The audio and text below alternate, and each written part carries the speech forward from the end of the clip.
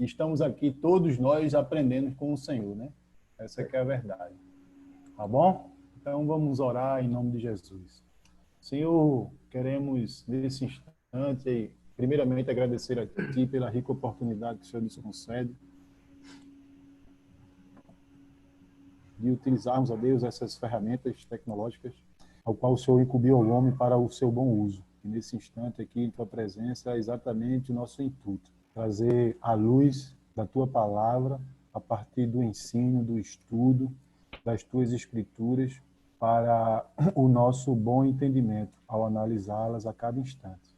Obrigado pela oportunidade, por cada família aqui presente, representada por cada um desses membros que tem também essa mesma vontade de cada vez aprender mais da Tua palavra, entendendo para cada vez mais se aproximar de Ti, Deus.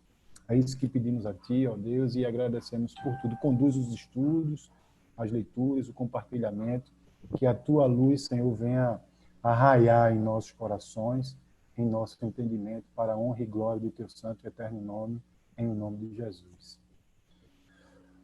Massa! Professor Silvio, professor Fábio. Vamos lá, pessoal. A gente hoje vai dar sequência. A altura do som do alto-falante tá boa para vocês? Estão ouvindo bem? Todo mundo? Ok? Beleza, Murilo? Beleza. Vê, a gente vai dar continuidade aqui. Acho que é o sexto, né? O Obadias é o sexto, né? É o sexto Estamos profeta. chegando a 50% dos profetas. Está na metade dos profetas. Quando terminar os 12, aí a profecia vai estar completa. Hoje a gente vai fazer um estudo. Não por coincidência, viu, Murilo? 12 e 12. Hoje a gente vai falar aqui sobre o livro mais curto do Antigo Testamento. Eu achei até que preparar o estudo ia ser mais tranquilo, mais rápido, mas não. Porque por trás desse estudo de Obadias tem uma história muito interessante que a gente vai ter que introduzir para que a gente possa compreender o que diz a profecia do livro de Obadias, tá bom? Como eu já disse aqui, ele é o menor livro do Antigo Testamento, ele tem apenas um capítulo, 21 versículos, mas muito rico, tá certo?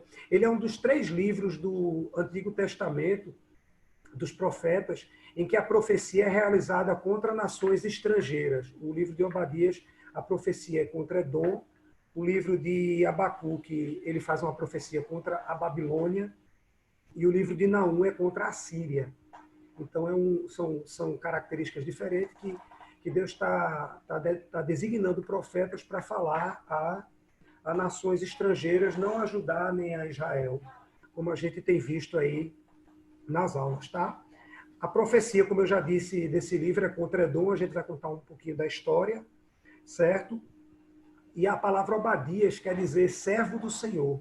Obadias é um nome muito comum no Antigo Testamento, naquele período, naquela época. É um nome extremamente comum, que quer dizer servo do Senhor. Só para vocês terem ideia, no Antigo Testamento existe referência a 12 Obadias. Provavelmente nenhuma dessas referências, tirando profetas, são esse profeta. Então, na realidade, é um livro que a gente praticamente não sabe nada a respeito de quem escreveu esse livro de Obadias. A gente apenas sabe o nome do livro. Aqui o versículo 1, quem tiver com a Bíblia aí pode abrir, tá? No livro de Obadias. Eu sugiro até brincando aqui, procurar um índice que ele é tão fininho, que é quase uma página só, é depois de Amós, tá? Aí o versículo 1 é assim: visão de Obadias, assim diz o Senhor a respeito de Edom. Tá certo? Então, não tem nenhuma referência a quem era rei, quem estava reinando na época, na hora que o escrito foi efetuado, tá bom?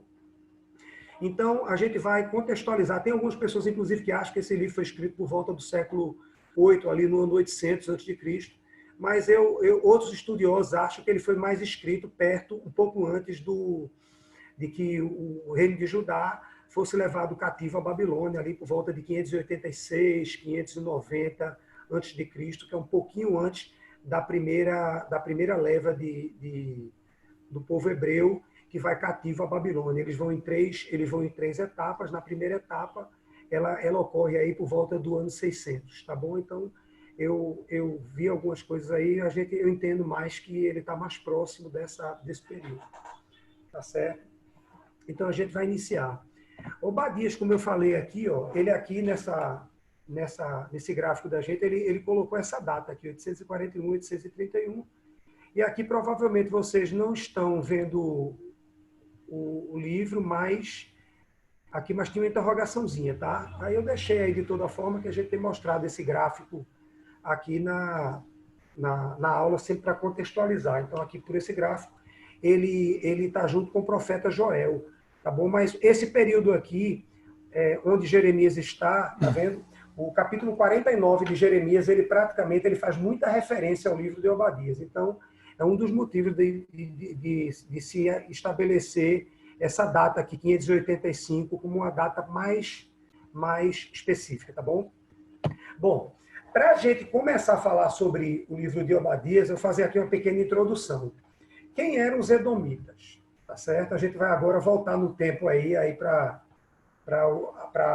vamos regredir aí no tempo até o período de Isaac e Rebeca, né? Abraão, Isaac e posteriormente Jacó. Todo mundo sabe que Isaac e Rebeca eles tiveram 2 filhos, Jacó e Esaú. Todo mundo recorda que no ventre de Rebeca já havia um conflito entre irmãos. A palavra de Deus diz que havia uma briga já entre eles ali. Então, Jacó ele representa a nação de Israel e Esaú viria a representar, e ele representa a nação de Edom, os Edomitas. Esaú, na realidade, ele sempre teve conflito com o irmão, com Jacó, durante toda a existência. Então, quando eles nascem, tem aquela história do calcanhar, um puxa o calcanhar do outro, até que acontece aquela questão do direito de primogenitura, tá certo? Deixa eu voltar aqui. Ô Murilo, só apareceu 11 tribos lá, ou eu contei errado? Não, estou tentando voltar aqui o slide que eu caminhei com ele, mas não tem problema. Pronto, voltei. Não, aqui tem mais de 11. É porque José, ele deu origem a Manassés e Efraim, né? A tribo de José, ela não aparece como uma das tribos. É 11, mas se você tira José e acrescenta Manassés e Efraim. José não faz parte da tribo. Na realidade, quem faz são os filhos dele, que é Manassés e Efraim. Tá certo? A tribo de Judá e a tribo de Benjamim é que formam o reino do sul. O Simeão, Levi, Dan, Naftali, Gade, Issacar, e aí eles que formam o reino do norte, tá bom? Mas para o estudo da gente hoje é importante. Então a gente lembra daquele conflito que teve, a gente lembra da história também de conflito que teve do direito de progenitura, do prato de lentilha, né? Que Jacó, na realidade, ele engana Esaú, ele se aproveita de uma situação para roubar o direito de primogenitura, porque Esaú era o primogênito. Depois disso também tem a questão da bênção, né? A questão de Deus sempre profetizou que a bênção que proveniente de Abraão, de Isaac, ela ia recair sobre a descendência de Jacó, tá certo? E na realidade, Esaú, por ser primogênito, ele ia ser abençoado. O Esaú era favorito de Isaac e Jacó era favorito de Rebeca. Isso já criou uma situação conflituosa. Imagino 2 filhos criados com a mãe favorecendo um e o pai favorecendo o outro. Isso é uma coisa que a gente vê nas famílias hoje aí. Realmente eles viveram uma situação muito conflituosa, tá certo? E esse conflito aí de Edom e Judá, ele vem daí. Ele aliás, ele vem de muito antes, tá certo? Que agora a gente vai falar mais um pouquinho. O reino de Edom, ele ficava aqui, ó, tá vendo nessa região? Aqui é o reino de Judá, que é o reino do sul, e aqui o reino de Israel, cuja capital é Samaria, tá? Então vamos prosseguir aqui. E quem eram esses edomitas, como a gente já falou? Os edomitas eram descendentes de Saul, de Esaú, irmão de Jacó e filho de Isaac. Eles são chamados assim porque o termo Edom é aplicado a Esaú. Edom tem o significado de vermelho. Sobre essa questão do vermelho, tem três situações. O pessoal diz, Edom era vermelho porque se atribuía a Esaú ser ruivo, se atribuía a cor do prato de lentilhas, daquele guisado, ser vermelho, e também que é a terceira, que é que os estudiosos aceitam mais, que já vê essa região de Edom, ela é uma região argilosa, então ela tem uma tonalidade vermelha, é uma região bem desértica, ela já era habitada desde o segundo milênio, na realidade, antes de Cristo. Tá? Eles foram sempre povos hostis um contra o outro durante toda a geração. Eles praticavam agricultura em algumas partes do seu território, tá certo? Especialmente com o cultivo de trigo, plantio de videiras e oliveiras. A principal atividade econômica era o comércio, tá bom? Eles cobravam taxas para garantir a segurança de caravanas comerciais que cruzavam a região. Sobre isso a gente vai falar agora, sobre uma particularidade, tá? Inclusive, Murilo, me permita, como tu falou aí do tempo, né, antes de Cristo, a 1300, de 1300 a 1100 anos antes, alguns textos egípcios encontrados já fazem referência a esse povo, né? Só para a gente ter uma ideia aí de como esse povo já vinha lá do início de toda a geração, né? A questão da genealogia, das famílias que se separam, cada um vai para o seu lado. A gente já encontrava referências no Egito sobre esse povo. Como vocês podem ver aqui, além dessa relação conflituosa de Esaú e Jacó, já vem lá de trás, tá certo? Tem várias passagens da Bíblia que falam sobre conflitos entre o povo de Edom e o povo de Judá, tá certo? Vamos começar pela primeira, que é lá atrás, né? Edom impede a passagem de Israel para a Terra Prometida. Que história é essa? A história está na Bíblia, está lá em Números 20, 14, de 14 a 21. Moisés, quando vinha trazendo o povo do Egito para lá atrás, você vê como faz tempo, né? Já vem antes de Esaú e Jacó, isso aí já começou muito antes. Então, quando ele vem trazendo o povo do Egito para a Terra Prometida de Canaã, ele tinha que passar, o caminho mais curto era atravessar a cidade, o território de Edom, o território dos Edomitas, e Moisés pede permissão para esse povo, para ele passar. Vocês viram que eles cobravam taxas de comerciantes, então ele pede permissão para eles passarem de forma pacífica, e há uma recusa disso acontecer, tá certo? E essa recusa, ela cria uma situação muito grande, porque eles têm que fazer um contorno grande, tá certo? Você pode ver que a região de Edom é uma região grande, então eles têm que fazer um contorno, ó, eles estavam por aqui por baixo, então ao invés deles passarem aqui, cortar caminho por aqui, eles têm que fazer um grande contorno para que essa situação ocorresse, tá bom? Isso foi um dos conflitos que tiveram, tá certo? Ô Murilo, no verso de Número, inclusive, acho que é no texto do livro de Números, 20, 14 a 21, fica aí a dica, né? A deixa para depois, quem puder dar uma verificada, vai exatamente encontrar essas referências, né? Número 20, capítulo do 14 ao 21. Você vai encontrar exatamente aqui. Eu vou contar só uma breve parte aqui, tá? Por isso se diz no livro das guerras do Senhor o que ele fez no Mar Vermelho e nos ribeiros de Armon. E na correnteza dos ribeiros se desce até a cidade de Ar e chega até os limites de Moabe. Eita, perdão. 14, eu estava lendo, já estava adiante, já tinha passado do monte. E Moisés enviou mensageiro à cidade de Gades, ao rei de Edom, dizendo assim: diz o teu irmão Israel, sabe de todo o trabalho que tivemos. É exatamente nesse momento aí na saída, né, com Moisés, que nesse caminho aí os caras se encontram e dizem, ó, por aqui não, volta que o caminho de vocês é outro. Só para a gente ter uma ideia. Então fica a referência aí no Números 20, 14, quem puder depois dar uma lidazinha, vai até o 21. Eu citei algumas passagens aqui, tem muitas outras, mas basicamente são umas passagens mais conhecidas. Davi conquista Edom, né, tá? Esse relato é feito lá em 2 Samuel, no capítulo 8, do versículo 13 ao 14. E durante o reinado de Davi, os edomitas foram subjugados, né, tá? Nessa passagem bíblica aí. E ela diz que Joabe, que era capitão de Davi, ficou em Edom durante 6 meses, até que destruiu todo homem edomita. Quer dizer, a relação era muito conflituosa já desde antes, assim, de Moisés, nos tempos de Davi. Ela foi reforçada pela questão de Esaú e Jacó, que Esaú deu origem ao povo edomita, né? Porque Esaú lá na frente, a gente vai ver, ele conquista esse povo. Ele, quando há aquela separação, você sabe que Jacó segue a vida dele, aí é que dá origem às tribos de Israel, enfim. Depois ele se reúne novamente, Jacó tem muito medo do encontro com o irmão, porque Esaú diz que vai matar Jacó quando acontece a perda do direito de primogenitura. Então, existe um ódio muito grande entre os irmãos, e isso se refletiu até a vida inteira da história de Israel. Isso praticamente termina ali por volta do ano 586, que é o objeto do livro de Obadias que a gente vai tratar hoje. Tá certo? Então, outra passagem aqui, Edom ataca Judá várias vezes. Eu aqui coloquei 2 passagens, 2 Crônicas 28, 17, Ezequiel 25, 12. E aqui já o rei Amazias, e aí já é no período dos reis, né? Isso está no livro de 2 Crônicas e está no livro de 2 Reis também. Amazias ataca Edom e mata 20 mil homens.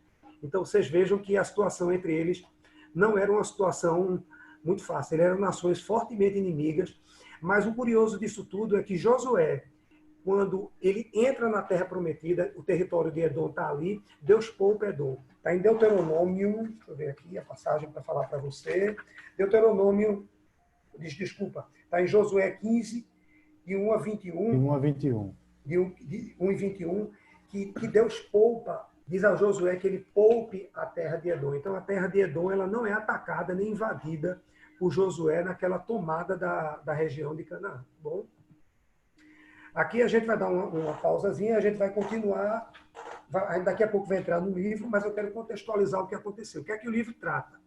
Essa situação conflituosa ela chega a um limite no ano de 586, que é onde o povo de Judá é levado cativo à Babilônia. E o que acontece com isso? A nação de Edom, ela se alegra, ela adora que aquilo tenha acontecido. Ela vibra que aquilo tenha acontecido. Tá certo?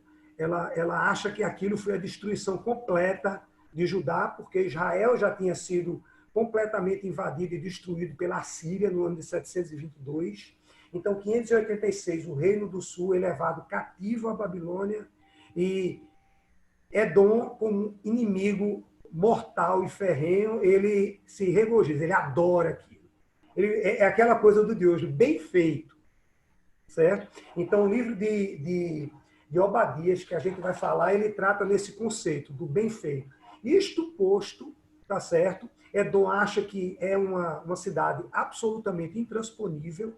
A gente vai ver um pouquinho a curiosidade no vídeo que eu vou mostrar agora, tá certo? E a gente vai iniciar o texto. Então, isto posto, Edom acha que Judá foi cativo e que ele será poupado do Império Babilônico. Isso é uma grande inverdade, porque o Império Babilônico ele não toma só Judá, ele toma toda aquela região dali do entorno de Judá, entendeu? A gente já estudou isso em outros profetas, a região da Filistia, a região os Amonitas, todo aquele povo que está naquela região em redor, tá bom?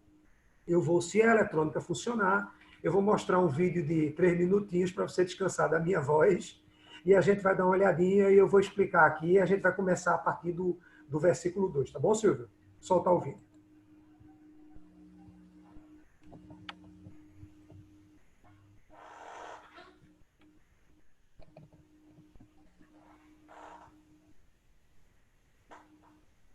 Murilo, eu acredito que você tem que tirar o seu fone de ouvido e deixar a caixa agora.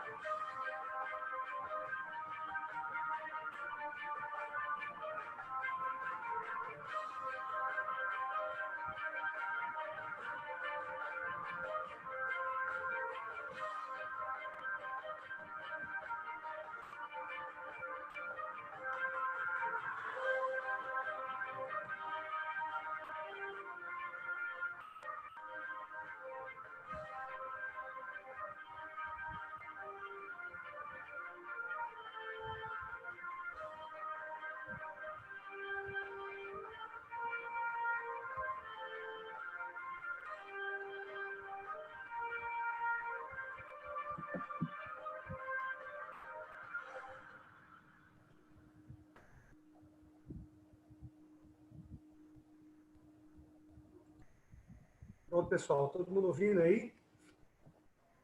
De volta. Quem é que sabe que lugar é esse aí? Uma das 7 maravilhas do mundo. Quem é que pode botar no chat? Aí levanta a mão aí que a gente abre. Quem é que sabe? Rodolfo? Abre aí o fone, Rodolfo. É Petra, aquela cidade Petra. Tá vendo? Né? Olha aí, Rodolfo tá afiado, rapaz. Isso aí é a cidade de Petra, que é uma das 7 maravilhas do mundo, né? E, na realidade, Petra, ela fica na região de Edom, nesse território que a gente vai ver. Vocês podem ver como que é uma região muito escarpada, muito inacessível e vermelha. Então, eu imagino que essa região de Edom, é por isso que a gente imagina que o nome do território de Edom vermelho, ele seja proveniente daí. Tá certo? Então, a gente agora vai iniciar propriamente o texto. E faz, Murilo, porque você mostrou esse vídeo para a gente? Foi para ilustrar, para descansar a voz? Foi não, é que a gente tem ideia da região inóspita, que era colocada a região de Edom, extremamente importante para o estudo que a gente vai fazer, tá bom? A gente aqui começa o livro de Obadias, no capítulo 1, que a gente já falou, e a gente aqui no versículo 2, ele diz assim: eis que fiz de você uma nação pequena entre as outras, muito desprezada. Isso aí o profeta está falando de Edom, tá? E ele diz assim, ó, o orgulho do seu coração o enganou. Você vive nas fendas das rochas, num lugar elevado, e dizem seu íntimo, quem poderá me jogar lá para baixo? O que é que acontecia? Toda aquela região ela começou a ser atacada ali pela Babilônia, e Edom, ele se sentia muito orgulhoso da posição geográfica dele, de onde ele estava, e ele achava que por conta daquela região ser muito escarpada, de difícil acesso, tinha locais que carruagens não passavam, passava só um animal, um camelo, um homem. Então, de fato, do ponto de vista bélico, do ponto de vista militar, é uma cidade quase impossível de ser tomada. Então, era muito alta a região também, uma região escarpada, uma região muito alta. Eles moravam dentro de cavernas daquela forma.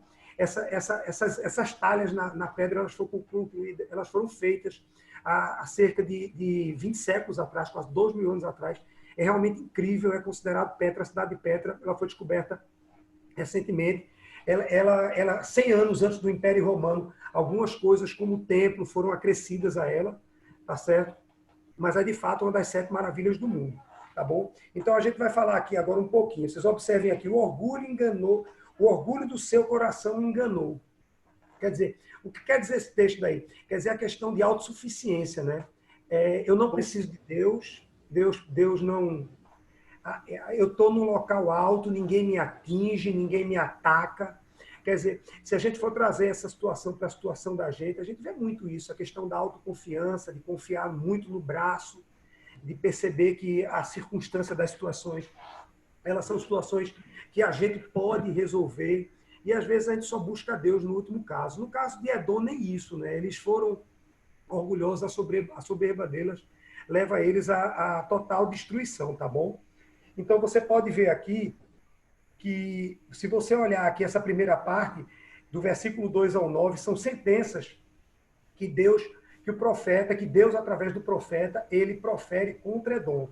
Aí você veja engraçado, né? O orgulho do seu coração me enganou. Quem poderá me jogar lá para baixo? Aí o profeta responde, Deus responde através do profeta. Ainda que você suba, está no versículo 4, como a águia, e faça o seu ninho entre as estrelas, de lá o derrubarei, diz o Senhor. Isso é a mesma coisa que está dizendo assim, ó, não interessa aonde você vai, eu lhe acho. Aquela história do colégio, eu lhe pego. Então, Deus aqui é muito enfático. Se você está achando que o fato de você estar se confiando na fortaleza em que você vive, que por conta disso você não vai ser atingido pelo Império Babilônico, como Judá foi, tá certo?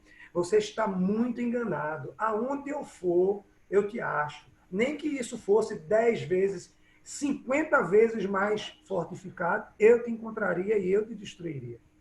É isso que ele fala. Vale salientar aí, vice Murilo, que nesses textos, nesses primeiros versos de Obadias, faz também uma referência muito a Jeremias, né? Eles estão relacionados. Inclusive, com o trecho lá, fica a ressalva aí do verso 40, no capítulo 49, do 7 a 16 de Jeremias, né? Ele parece que tem uma referência aí, mesmo sendo posterior, fica citado acima aí que existem algumas três teorias que eles trabalham em paralelo, né? Tanto Jeremias como Obadias, eles tomaram exatamente as mesmas profecias diante daquilo que Deus tinha apresentado. E é interessante aí, tu falando no capítulo, no versículo 3, onde ele fala de fenda das rochas, é uma palavra em hebraico que significa selar, que geralmente ela quer dizer, né, as escarpas rochosas.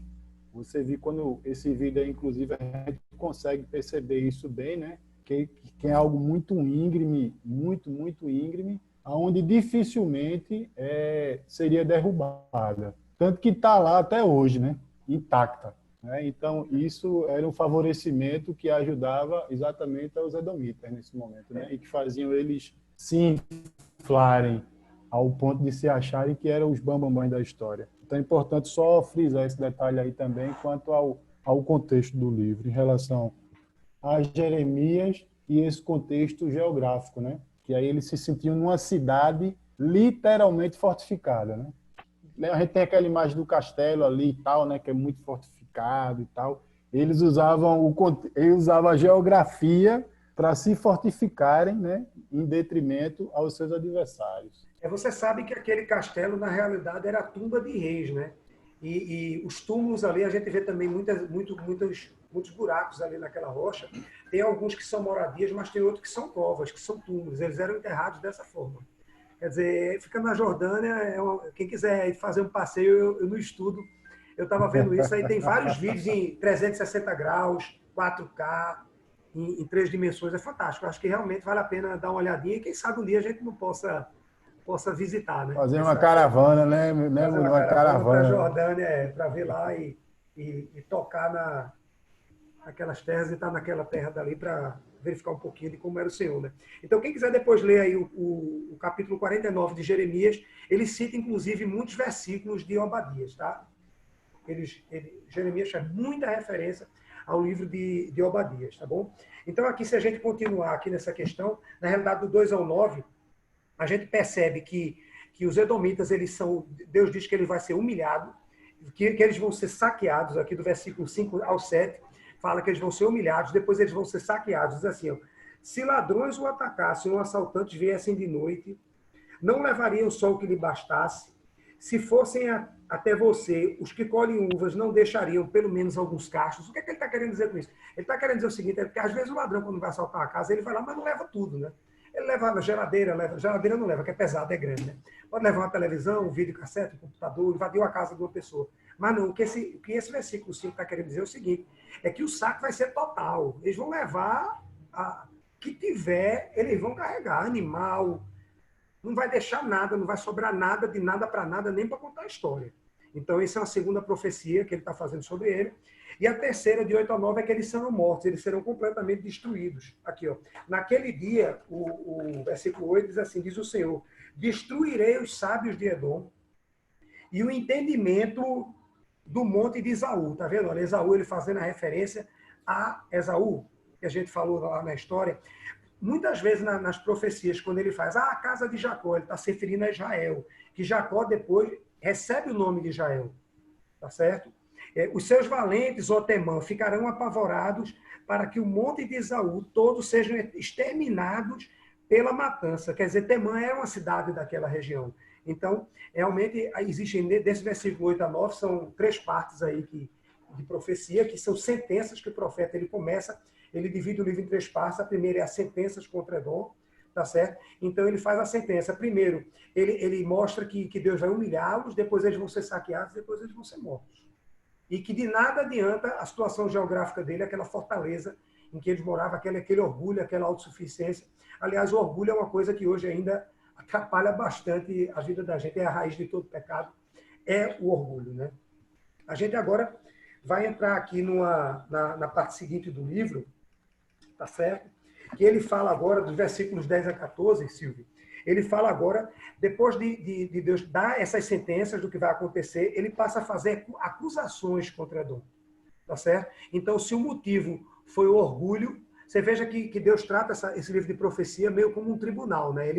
Primeiro, ele ele relata a profecia, ele diz qual é o castigo, ele diz qual é a penalidade que vai dar, ele inverte um pouco juridicamente a ordem, e ele depois ele fala das acusações. Você está sendo acusado, aí vai para o Edom, pô, mas eu estou acusado de quê?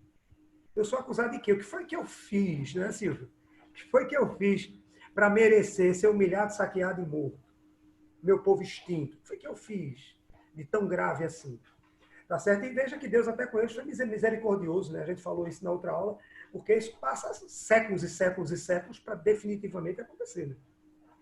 Tá certo? Então, nas acusações contra Edom, a partir do versículo 10, 14, ele diz assim, ó, qual é o motivo? Por causa da violência feita ao seu irmão Jacó, você ficará coberto de vergonha e será exterminado para sempre. Por que Deus lá atrás, em Josué, ele poupa de invasão à cidade de Edom?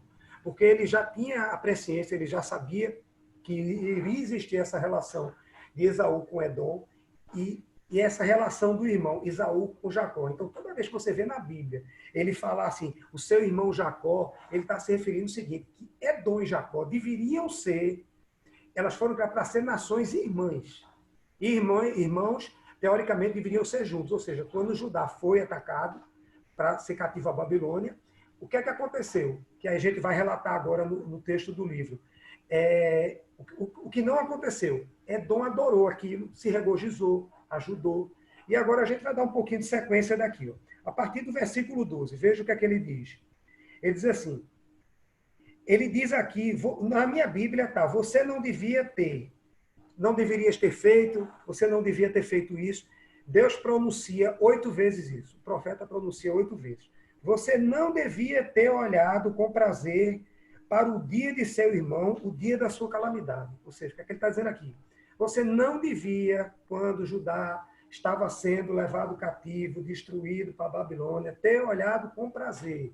Você veja que não é só o instinto da maldade, ele ia muito a ver. O cara sentiu prazer naquilo.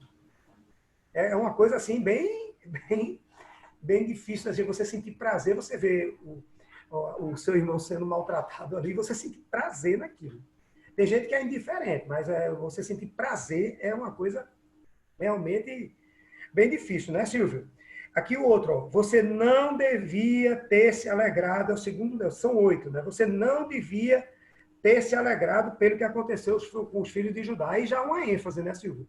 Você vê que a questão do prazer e alegria que existe, na realidade, uma relação de ênfase, isso, né? Aqui o outro, ó. Você não devia ter falado de boca cheia no dia da angústia. Quer dizer, você quando tem uma invasão, a cidade de Jerusalém, que é a capital de Judá, ela foi sitiada. E como era que uma cidade era sitiada? Assim? Era sitiada de que forma? Ele inclusive, um pouquinho antes de sair, Murilo, assim, eu queria fazer só uma ressalva sobre essa questão da repetição, né? Quando ele enfatiza a relação de dia, né? Na minha Bíblia ele sempre diz assim, no dia da destruição, né? Ele vai sempre repetindo a questão do dia, né? No dia tal, naquele dia ali, ele está enfatizando a questão da calamidade e o sofrimento de Judá, né? Ele está apresentando exatamente isso. A gente vê muito isso no Antigo Testamento, e essa como se fosse essa repetição, como se eu estivesse dizendo assim, Murilo, estou ratificando o que eu estou dizendo, e vou dizer de novo. Né? Naquela época ali, os escritos, eles tinham muito disso. E aí, essa calamidade indica exatamente a calamidade, né, de Judá ao ser afligido por Edom. Ele, nesse momento, inclusive, ele começa, nesse instante aqui, dá uma antecipação, inclusive, do desastre que abriria caminho para o dia do Senhor.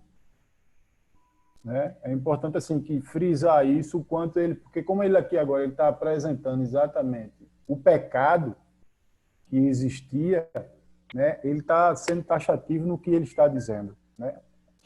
Então é importante também que isso fique bem registrado, né? Quanto a essa questão da humilhação do Senhor. Só uma curiosidadezinha aí para a gente ressalvar. Certo. E você vê aqui, se você voltar um pouquinho no versículo 11, ele diz assim, no dia em que estranhos, no caso os babilônicos, levaram os bens de seu irmão Jacó, você estava presente, ou seja, não só viu, estava presente. Né? Isso. Quando estrangeiros entraram pelos portões e lançaram sorte sobre Jerusalém. Você mesmo era um deles, ele participa daquilo dali, imaginando que, do alto da soberba deles, que aquilo nunca iria acontecer com ele, né?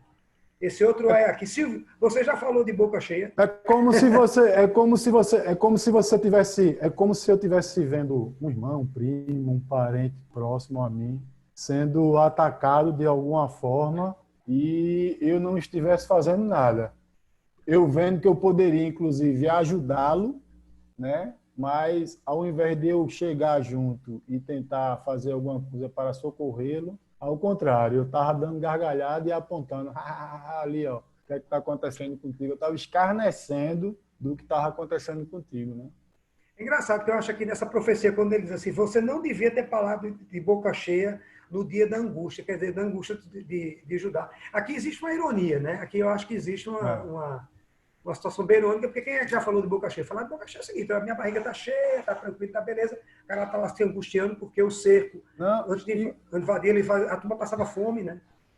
E vai ver até que os caras estão bebendo morando, vamos dizer assim, né? Com certeza. Estão bebendo, estão comendo, estão cheios da fartura, porque, inclusive, com essas fortificações, que era um ambiente propício, eles se prevaleciam, né, sobre as suas posses, porque dificilmente os seus inimigos o atacariam e o roubariam, né, os seus pertences, o ouro, a prata, o bronze, o que eles tivessem, né? O que foi colhido, estava bem armazenado. Então, eles não tinham essa preocupação. Isso é, inclusive, o que ressalta em Obadias, né? Porque é esse povo que Deus vai castigar, é aquele povo que está sempre achando que é o povo, né? Que é a nação. Eu sou a nação aqui, comigo ninguém pode. É bem por aí. Estou aqui no alto, está tudo bem. Esse cara sou eu. E o que você está falando é pertinente. Vê o que é que diz aqui no você não devia ter feito. A gente diz isso muito aos filhos, você não devia ter feito isso. Quem mandou fazer isso? Entendeu? Então Deus, ele trata de forma irônica, assim, o profeta, ele trata de forma irônica com Edom, porque isso aconteceu de fato, que Edom tratou com ironia, com sarcasmo, para dizer o mínimo, né, com o povo de Judá. Ele diz assim, você não devia, 13, você não devia ter entrado pelo portão do meu povo no dia da sua calamidade, enfatizando o que a gente já falou, né? Você não devia ter olhado com prazer para o seu mal no dia da sua calamidade. Veja como essa questão do prazer, da alegria, essa questão do sentimento, ela é muito enfatizada pela repetição disso aí. A gente percebe, você sentiu prazer, você sentiu alegria, aí ele repete novamente. Porque onde é que ele está querendo chegar? Você não devia ter posto as mãos sobre os seus bens no dia da sua calamidade. Então, aí ele já passa para uma questão do sentimento para a ação. O cara sentiu prazer, alegria, gostou, vibrou com aquilo. Então, agora, os 3 últimos você não devia, são três ações, não são coisas de sentimento, são ações decorrentes do sentimento. Então, eles saqueiam também. O povo babilônico está lá levando. Você, quando leva cativo, tem os despojos da cidade, o povo leva. Então, Edom foi lá também fazer à frente dele, pegar o que tinha para levar para ele. Vamos lá pegar, vai sobrar um negocinho para a gente vai levar também. Você não devia ter posto as mãos sobre os seus bens no dia da sua calamidade. E agora vem o mais grave ainda, né? A gente brinca assim na vida, além da queda do coice, né, Silvio? Além da queda do coice. Ele diz assim, vê o que os cabas fizeram, rapaz. Eu estava estudando isso aqui. Quando chegou aqui, o cabo realmente fica complicado, né? Você não devia ter parado nas encruzilhadas para exterminar os que escapassem.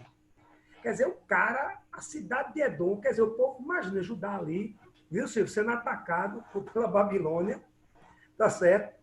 Os caras lá dentro, uma parte do povo de Edom, lá, os edomitas lá, pegando despojos, roubando as coisas, saqueando a cidade, ajudando no saque. E tinha a turma que ficava de tucaia ainda, entendeu? Porque os caras, natural, teve gente de Jerusalém que procurou vazar, né? O que é que o cara faz? Os caras ficavam parados na encruzilhada para exterminar o que escapassem. E entregava ao inimigo o que escapasse com vida. É como aquele, eu não sei se vocês, é como um filme de guerra, né? Filme de guerra, a turma vem na infantaria, aí troca aquela bala, aquele negócio todo. Então, um filme medieval, por exemplo. Os caras estão trocando ali na espada, fere, morre um bocado, mas sempre fica algum que fica ali, né? Gemendo, se mexendo. Aí o cara chega e dá a última facada fatal, né? Que é pro cara morrer. Era mais ou menos por aí.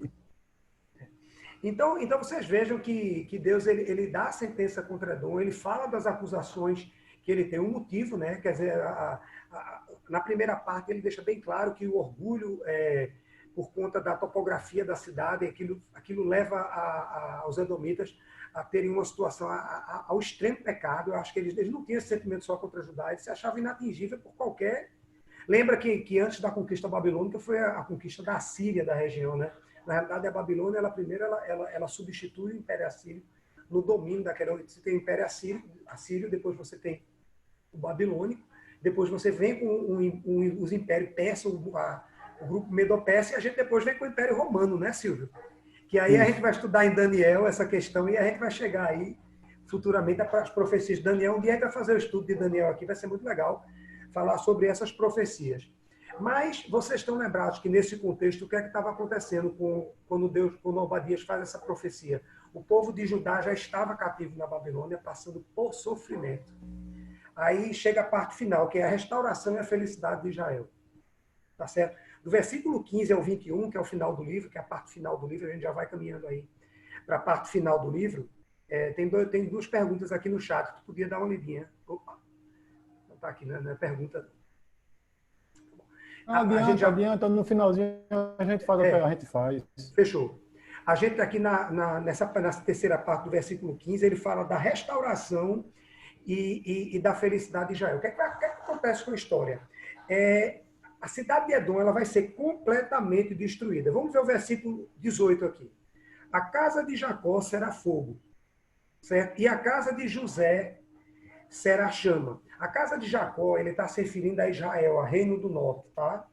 E a casa de José, ele está se referindo àquelas duas tribos que Fábio falou no seguinte, que elas dão origem também, elas fazem parte. Ele diz assim, a casa de Jacó será fogo e a casa de José será chama. Mas a casa de Esaú será a palha. O fogo e a chama incendiarão a palha e ninguém mais restará da casa de Esaú, porque o Senhor falou. E, de fato, você percebe ali que hoje aquela cidade está em ruína, né? Hoje a gente percebe que a gente viu ali na cidade de Petra, aquelas ruínas elas continuam até hoje e aquilo nunca mais foi habitado. Aquilo prosseguiu até o Império Romano, o Império Romano ali 100 anos antes de Cristo. Aquilo ali fez parte do Império Romano, que depois do Império Medo-Persa, a gente tem aquele períodozinho interbíblico, né, os 400 anos. Aí, durante esse período interbíblico, quem domina foi Alexandre o Grande, que todo mundo conhece a história. Aí, a partir daí, a gente começa o Novo Testamento, que ele tem início após o livro de Malaquias. De Malaquias a iniciar o Novo Testamento, a gente tem um período de aproximadamente 400 anos, tá bom? Então, ele diz inclusive, aqui... a expansão, que é inclusive, só para ressalvar aí, já que tu falasse, a expansão da cultura grega, né? Que é o helenismo. Inclusive, quando Jesus vai começar ali o seu ministério, né, Jerusalém é totalmente já helenista, tem muita influência dos gregos e tal. Isso. Tanto que as traduções que se originam para os textos bíblicos, na sequência, a partir da língua hebraica, é exatamente a Septuaginta, que é a tradução do hebraico para o grego. Então, existia essa disseminação da cultura, porque Alexandre ele não destruía, ele, vamos dizer assim, ele subjugava a nação e fazia uma inserção da sua cultura, né, para a cultura conquistada. Ele não destruía, como a gente está vendo agora, a destruição de um povo sobre outro povo e o subjugar, né? A estratégia de Alexandre era outra.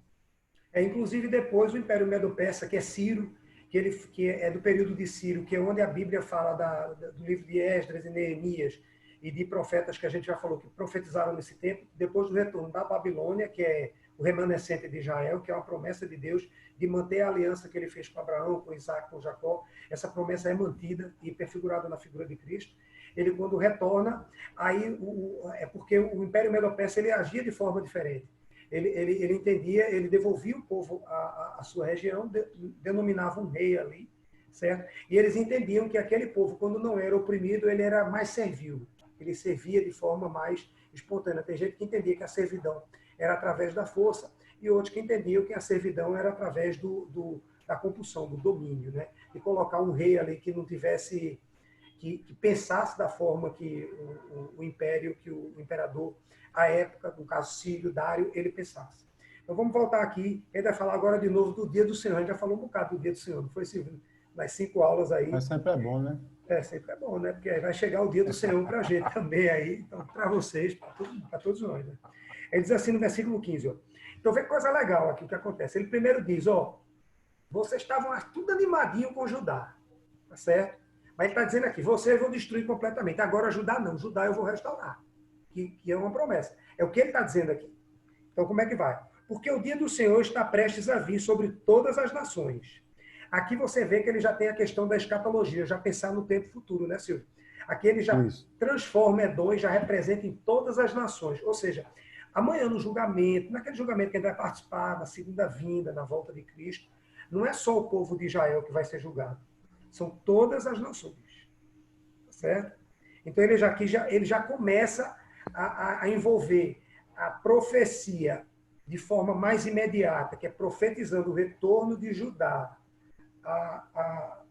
a Jerusalém, voltando do Império Cativo, como já fazendo uma referência à volta do Senhor Jesus Cristo, ao julgamento no final dos tempos, em que nós vamos ser julgados também. Aí o que é que ele diz de Edom aqui? Ó? Você será tratado da mesma forma como tratou os outros. O mal que você fez cairá sobre a sua cabeça. Isso é lei de Italião, né, rapaz? Eu estive pensando aqui, quando eu estive fazendo desse tipo. Quem nunca desejou isso, né, meu velho? O coração do cabo. Vê o que Deus diz aqui, ó. Tudo que você desejou, teu irmão, assim, vou tratar você da mesma forma. O mal que você fez vai cair sobre a sua cabeça.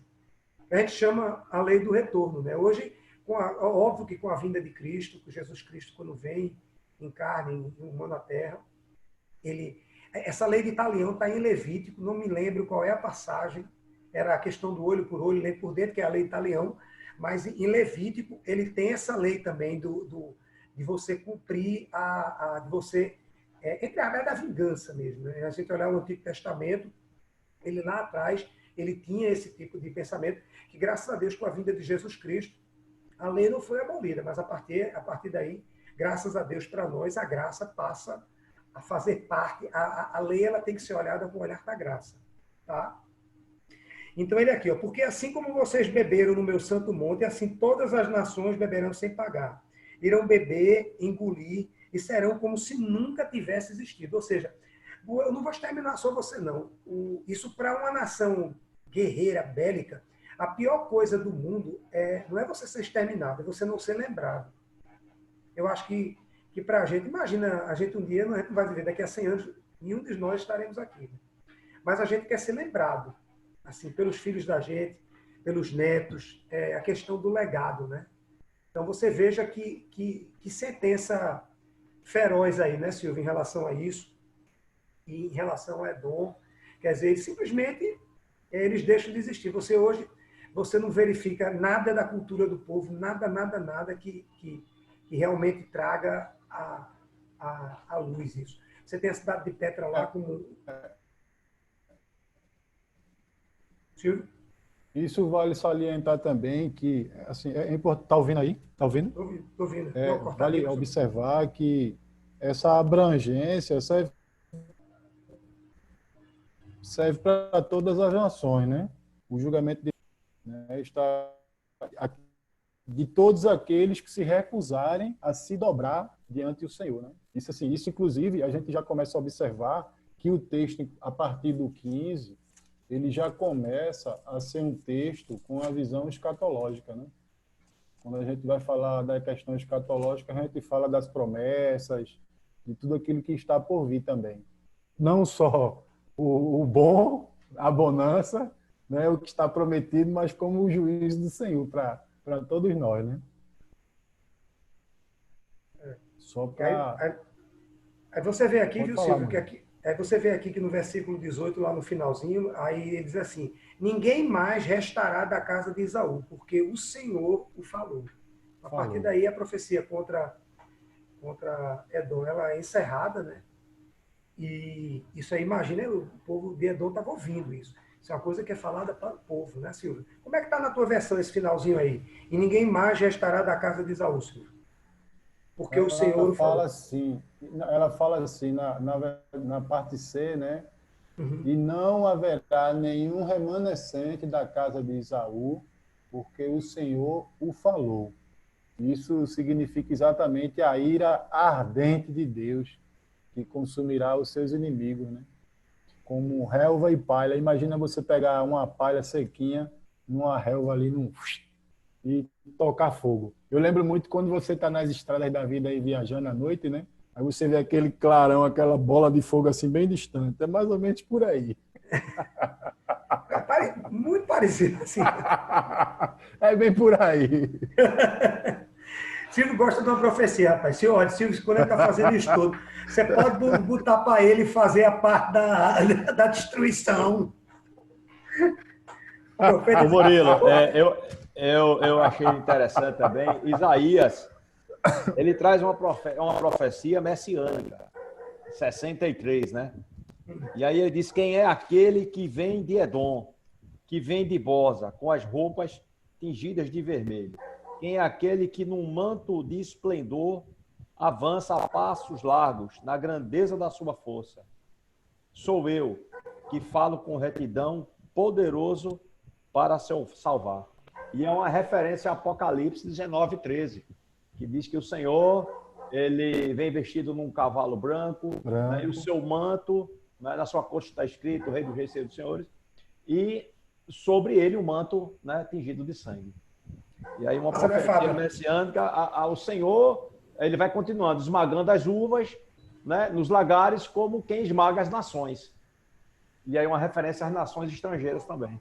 Muito massa. Você vê que quando a gente estuda assim, que toda a Bíblia é relacionada. A gente, quando vai estudar os profetas, é muito importante a gente saber o contexto, saber a história, saber o porquê ele está profetizando.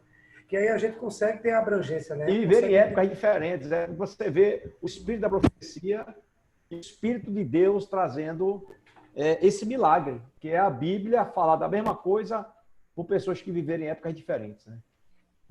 E agora... o que é legal também,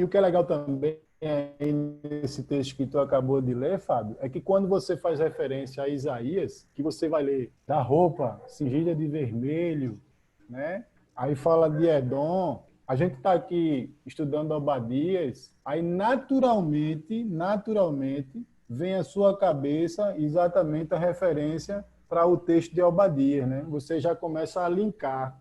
Um dia, quando a gente estiver lendo, em algum momento, em alguma passagem, sobre esse contexto, qualquer que seja o livro da Bíblia, logo você vai chegar a Obadias. Você vai, eita, aquela história lá de Petras e tal, não sei o quê. O vermelho está simbolizando aí, nesse caso, a cidade, que era vermelha, a argila. Naturalmente, você vai encaixar tudo isso, né? É muito massa. Beleza, vamos chegar para o finalzinho aqui, que a gente já está chegando no finalzinho da aula, e a gente vai falar agora da... Então, depois do profeta, de Deus através do profeta Obadias, ele dizer que Edom será totalmente destruído, ele agora fez, olha, vocês fizeram tudo que vocês fizeram contra Joá, vocês se alegraram, vocês adoraram quando Judá foi destruída. Mas vocês vão acontecer com vocês o mesmo castigo, sobre vocês vai cair o mesmo castigo, e vou dizer mais, vocês serão completamente exterminados, mas, porém, Judá eu vou trazer de volta e vou restaurar. Quer dizer, então imagina a raiva dos caras, né? Eu imaginei ficando, não é não, Silvio? A raiva do mas rapaz, o cara está profetizando. Os profetas naquela época tinham muita coragem. Viu? Assim, não tem dúvida que era um povo guerreiro, esse povo edomita, então os caras tinham uma coragem danada. Ó, vocês vão ser exterminados, mas os caras que vocês odeiam, Deus vai restaurar. Isso. Então você veja o que é o cara. Se colocar ali, vamos entrar no tempo. Eu me coloquei naquele tempo, fiquei ouvindo um negócio desse, ninguém gosta, né? Imagina o sentimento ali dos edomitas fervendo de raiva, entendeu? Quer dizer, eles não tinham aquela inalcançável a graça do Senhor, parece que estava mais perto do céu e muito distante de Deus. Ali, aquela fortaleza. A autossuficiência é algo que, de fato, afasta a gente de Deus. A autossuficiência, ela, de fato, afasta a gente de Deus. E mostra também aí, Murilo, assim, a profecia de Obadias, né, como um todo, do grande amor de Deus sobre o seu povo, né, o povo da aliança, né? Você vê que em meio a tantas dificuldades, porque é engraçado, perceba que quando a gente pensa em profecia, ou quando a gente... Vamos fazer uma enquete aqui rapidinho. Quando a gente pensa em profeta, quando a gente pensa no Antigo Testamento, o que logo vem à nossa mente? Adivinho. Não, pode falar, não, pode falar aí, qualquer um. Quando vem Antigo Testamento na sua mente, ou quando vem a relação de profecias, de profeta e tal, o que naturalmente vem à nossa mente? Pode compartilhar aí, abrir o microfone e falar aí. Pode abrir aí. Abre aí rapidinho. Abre aí, Rosana, abre aí, Vanil. 2 minutinhos, vai, Rodolfo. Tu que é um cara que tá ligado. Vem o seguinte, quando a gente pensa em profeta, vem exatamente a questão de previsão das coisas que irão acontecer. E quando eu me lembro do Velho Testamento, do Antigo Testamento, eu lembro muito de guerra, de combate, luta. Né? Tem mais aí? Quem mais quer contribuir? Matança. Eita, esse Bené da Lima. Bené, você está convivendo muito com o Silvio, viu? Mas vocês viram a profecia aí, né? Quer dizer, o cavalo branco faz veste vermelho. Eu acho que vocês têm que se ligar nessa profecia, viu? No Náutico, né, Bené? Eu tô ligado já. Bené, você não pode faltar na aula. Bom, vamos chegar aqui pro finalzinho que a gente vai fazer a coisa maravilhosa, né? Mas só para pegar essa deixa aí, sabe por que disso? Porque a gente tem vamos dizer, esse estigma na mente de que o Antigo Testamento trata exatamente de guerra, de matança, de destruição. Mas você sempre vê o amor de Deus pelo seu povo. Estão intrinsecamente ligados, é algo que não sai, está colado.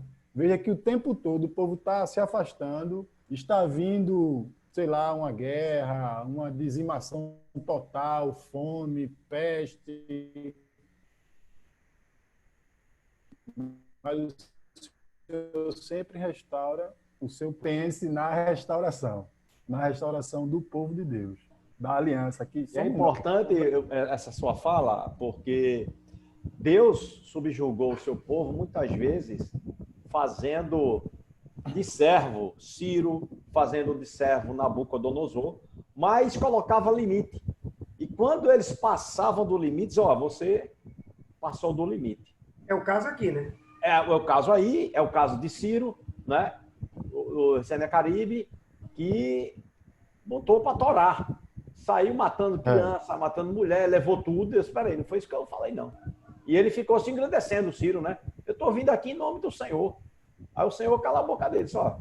É aí que... Peraí, que não é bem assim, não. Passou do ponto, né? Era para você dar uma disciplinazinha, você passou do ponto. Bom, então, aqui no final do versículo 19 ao 21, para a gente encerrar, Deus, além de trazer o povo de volta, de restaurar a cidade de Jerusalém, ele expande o território. Então, nessa época, o que acontece? Eles, quando retornam, o povo que volta da Babilônia cativa, ele diz aqui, ocupará o território dos filisteus, ocupará o monte de Esaú, ocupará os campos de Efraim, os campos de Samaria, Benjamim tomará posse de Gileade. Então, além de ele trazer de volta, de restaurar, Deus expande esse território. Então, a gente traz muita associação aí, para finalizar, a gente traz muita associação disso aí, dessa situação aqui, a nossa situação hoje. Então, a figura de Jesus Cristo, ela é uma figura que ele, quando vem à Terra aqui, da forma como ele veio, tá certo? Ele, na realidade, ele institui, ele fortalece essa aliança do povo ele veio primeiro. Ele fortalece a aliança de Deus, de Abraão, Isaac e Jacó, com o povo judeu. Ele vem primeiro para falar com o povo judeu. A gente vê muito isso através das profecias de João Batista. Mas depois, como diz lá em Romanos e Paulo, isso é expandido aos gentios, a todas as nações, a nós. No caso, a Edom, a Filistia, aos Amonitas, a todo esse povo que está aí. Entendeu? Então, eu vou até falar uma curiosidade aqui, viu? Porque o professor Silvio saiu. Eu vou falar uma curiosidade aqui. Vamos lá. Quem já ouviu falar de Idumeu na Bíblia? Tu, Fábio.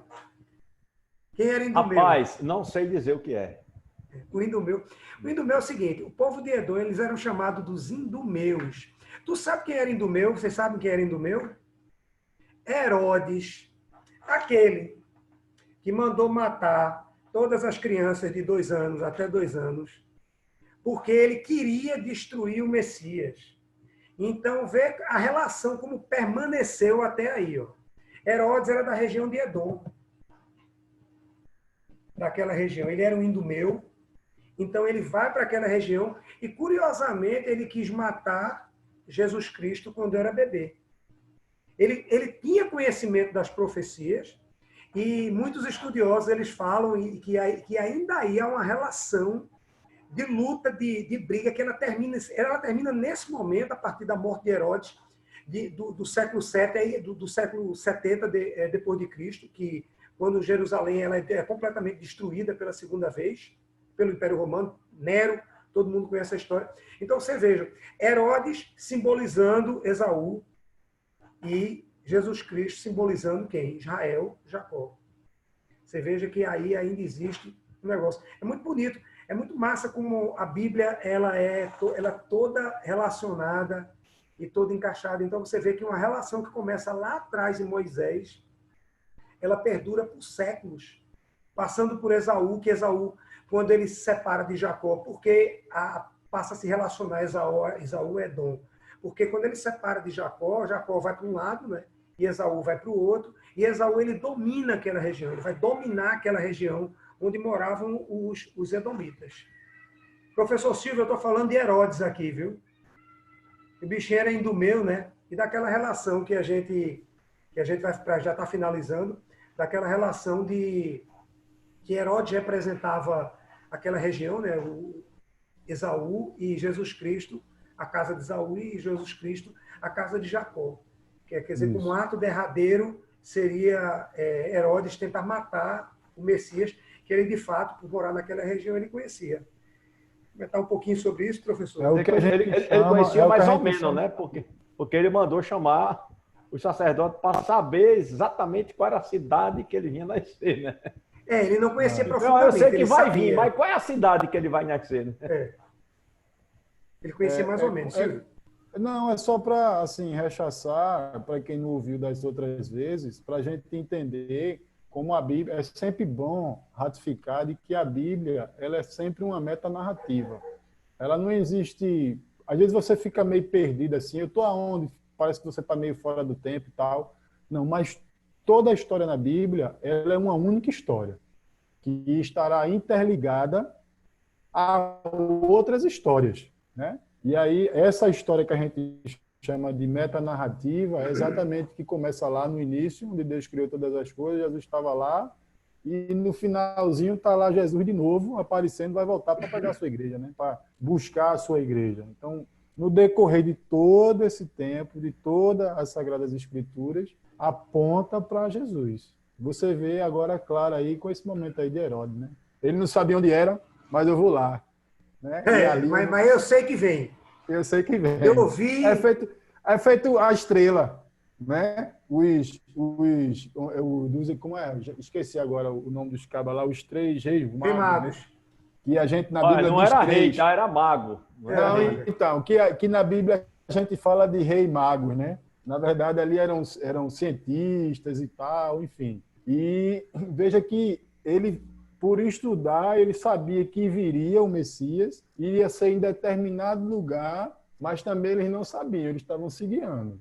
E ia chegar em determinado momento onde eles saberiam que ali estaria o Messias. Né? Bom, pessoal... Você percebe que a Bíblia está sempre ligada. Está chegando no finalzinho, né? Se deixar chegamos já, a gente já estourou o tempo aqui em 4 minutos.